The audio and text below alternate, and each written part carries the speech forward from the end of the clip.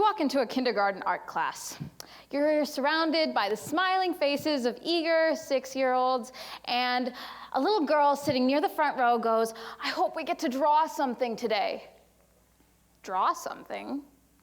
What do you mean? It's art class. What else would you be doing? The kids are surrounded by crayons, those lovely 64-color Crayola boxes. You know the one I'm talking about.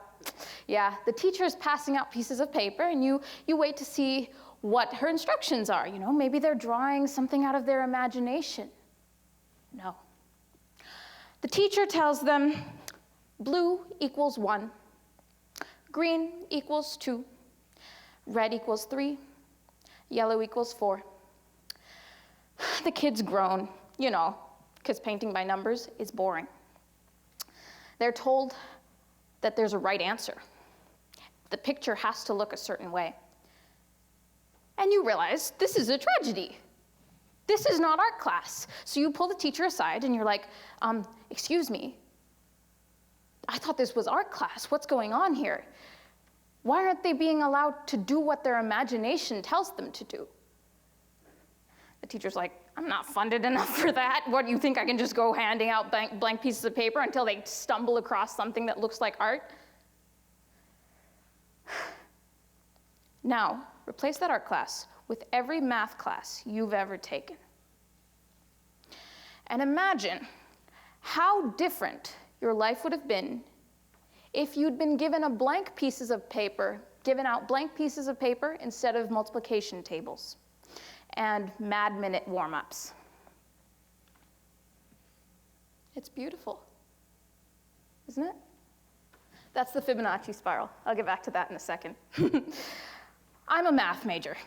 I know, it sounds crazy, right? Like, who would actually spend their whole life doing math? This guy, for one, his name is René Thom. He's a French mathematician, and he came up with this scandalous idea that true beauty lies in curves. Someone with hair like that knows what he's talking about, ladies and gentlemen. Oh, and this guy, oh my God, he is the Kobe Bryant of mathematicians. Let me tell you, this is Hilbert. He is an GOAT, literally the greatest of all time.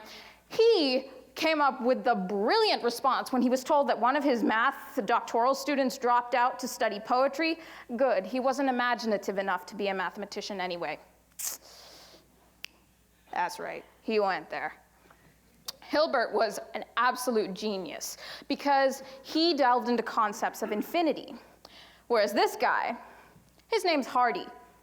Hardy, you may know him from the Hardy-Weinberg principle, if that's your thing. He also was played by Jeremy Irons in the movie Man Who Knew Infinity. Love that movie, BTW. This man was a bit less kind. He went along the lines of, a mathematician, like a painter or a poet, is a creator of patterns. If their patterns are more permanent than the rest, then that is because they are created with ideas. He also went on to say that if you can't see the beauty in math, you're an idiot, because anyone who studies math can clearly see that it's gorgeous. And not gonna lie, I was not there with him for the first 18 or so years of my life. I used to hate math, and I used to not get why people would even pursue it. And then I was introduced to this bad boy. It's called a nautilus. It is billions of years old, and it is a life form that has existed for longer than us. And the interesting thing is, numbers, which have been around for much less than us, describe its curvature and its unspeakable elegance with simple sequences of numbers. This you may recognize as the Fibonacci sequence, where you take the first 2 digits and add them, and then add the subsequent 2 digits to create the next number, and the next number, and the next number. And if you take the ratio of those digits, you converge upon a very unique number. It's called phi, also known as the golden ratio. This number is elegant.